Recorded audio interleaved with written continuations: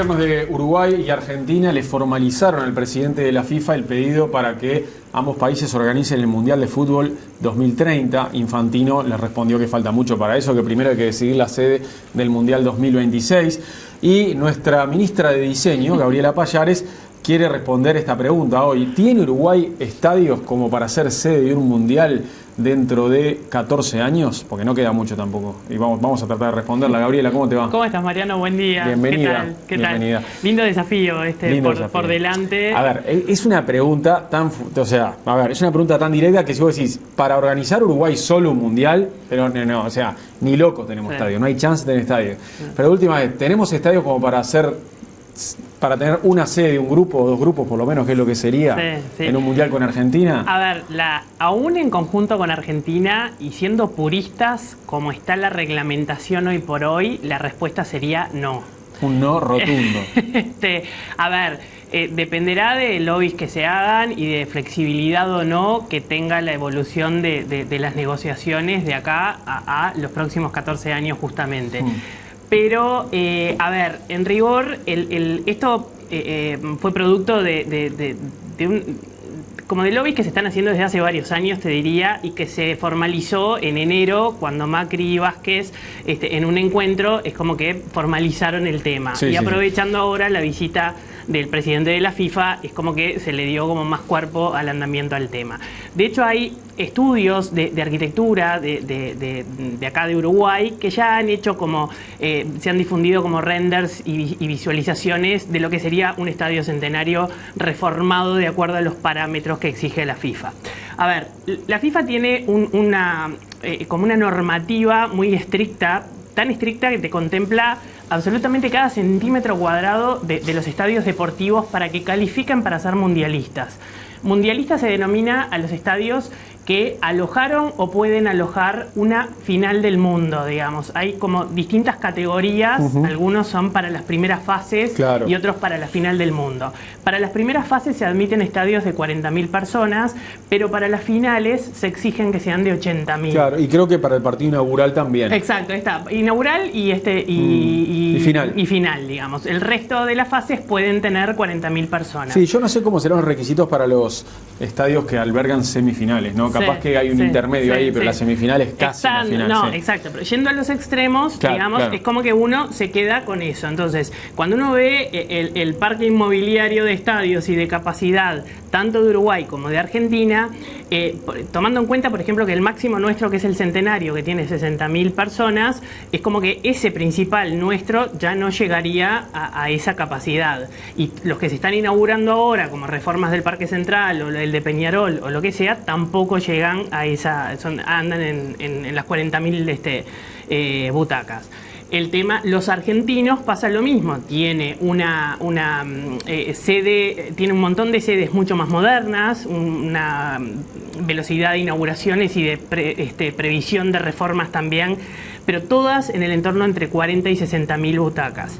Entonces, siendo formales y restringiéndonos a la reglamentación, no sería adecuado. Igual se ha demostrado que en los procesos, todo esto vino además como por un antecedente en el año 2002 cuando Corea y Japón organizaron una final, un mundial en conjunto, digamos. Entonces ahí surgió el tema de hacerlo en conjunto con Argentina.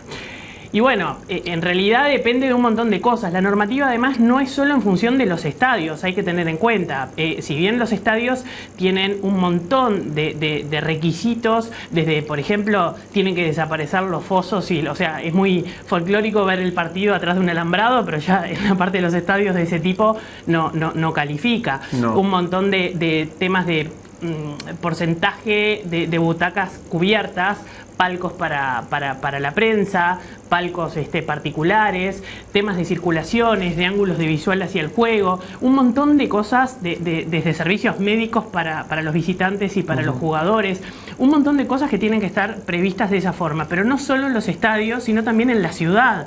Tema de servicios médicos y alojamientos y camas hoteleras para alojar a todos los visitantes y el turismo que ingresa, circulaciones, aeropuertos y un montón de cosas que tienen que estar como alineadas con ese flujo de gente más grande que te ingresa en ese tipo de eventos, ¿no? Acá estamos viendo fotos de algunos estadios mientras charlamos, Gabriela.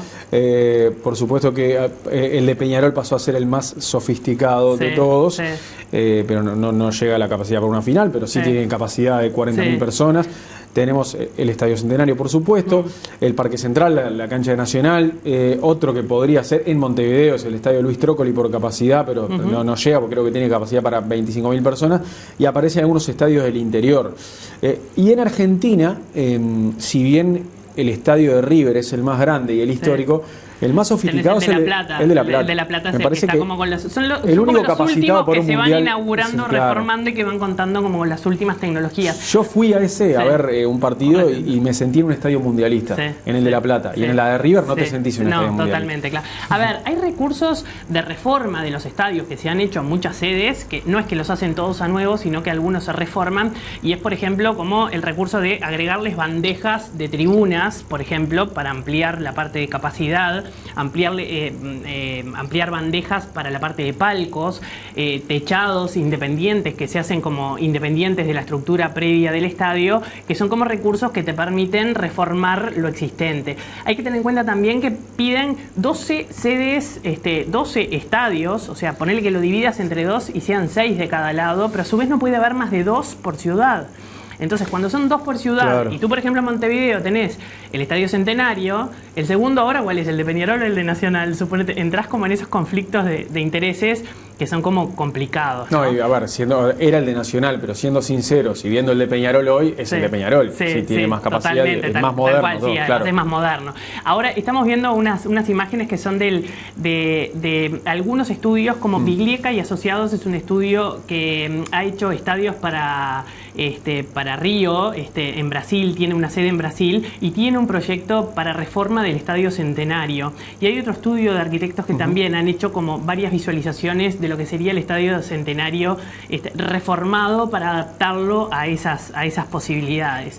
Pero igual es como eso que comentamos, el tema de la capacidad locativa dependerá de la flexibilidad que le den a esa normativa, que es bastante estricta en general, digamos. Sí, ¿no? Sabés que igual vos decías lo de 6 y 6, y si se llegara a dar lo del Mundial 2030 en Argentina y Uruguay, no me imagino una división 6 para un lado, 6 para otro. No, de repente es más para un lado, Uruguay con 4 estadios mundialistas y los otros 8 en Argentina. Exacto. ¿No? Además va un tema también en proporción a la población. De hecho, pasó en Brasil y es bastante criticado el tema de, a ver, en épocas que se mira tanto la sustentabilidad y todo lo demás, plantear un estadio para 40.000 personas en ciudades que de repente no llegan a tener esa población, que después quedan ociosos, de repente, es como un despropósito total. Ni hablemos de toda la cantidad de tensiones sociales y conflictos que se pueden armar en ese tipo de situaciones. Por ejemplo, algunos de los estadios de Sudáfrica, o por ejemplo el estadio de Natal en Brasil, que es donde jugaron Italia y Uruguay. Exacto. Que Natal no tiene un equipo en primera división. No tiene un equipo de fútbol local, ahí está, y es como que terminó teniendo un estadio para 40.000 personas en un lugar que ni siquiera lo necesita. Entonces, esos despropósitos, a ver, si bien son fuente de ingresos por turismo y todo lo demás muy fuertes en determinado momento, después te quedan unas estructuras ociosas que también parte de ese plan de negocios hay que verla, a ver si se les da otro uso, cómo es o cómo se mantienen, porque esto es un tema, todo lo que te llega de entrada o de ingreso beneficioso en determinado momento lo podés llegar a perder en los años consecutivos por tener que mantener estos temas, ¿no? Sí, estaba viendo cómo quedaría el Estadio Centenario sofisticado de última generación, y también hay 2 escuelas ahí, los que sostienen que se le puede agregar esto que vos decías y chau, y los que sostienen que es tirarlo abajo, dejar alguna cosa emblemática, pero construir un estadio de nuevo. Sí, es el debate que se dio cuando fue lo del cilindro. Suponete que se hizo un concurso ahora para el Ante la Arena, a ver cuánto era de peso. O sea, son 2 cosas distintas también. El cilindro estaba en un estado que no es el que está el Estadio Centenario como para mantener, digamos, ¿no?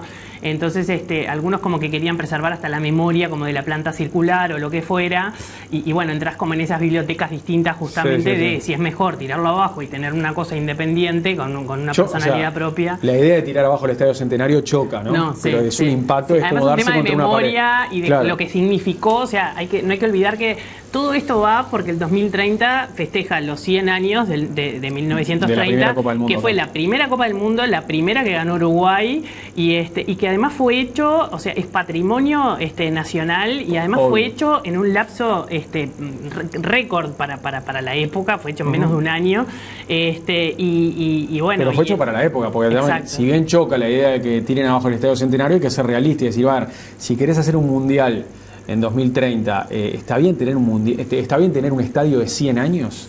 Sí, claro, sí. Pero también por el otro lado decís, vas a tirar abajo toda esa infraestructura, de repente, que sí es viable, de repente. Inglaterra lo hizo con Wembley. Exacto. Tiraron todo y construyeron la catedral del fútbol, la construyeron de cero de nuevo. Hay otros casos en México, por ejemplo, que también, que lo reconvirtieron muchos con ese recurso que te digo. Entonces, bueno, hay un montón de temas que no son menores, van a trascender gobiernos incluso, porque o sea, son obras que tienen que, y planes de obras que tienen que abordarse trascendiendo gobiernos y partidos, ¿no? Y autoridades de clubes y todo lo demás, ¿no? Entonces es un desafío que no es menor, ¿no? Así que veremos a ver qué nos depara el tema. Muy bien, Gabriela, muchísimas gracias. A ti, Mariano. La seguimos en estos días. Gracias.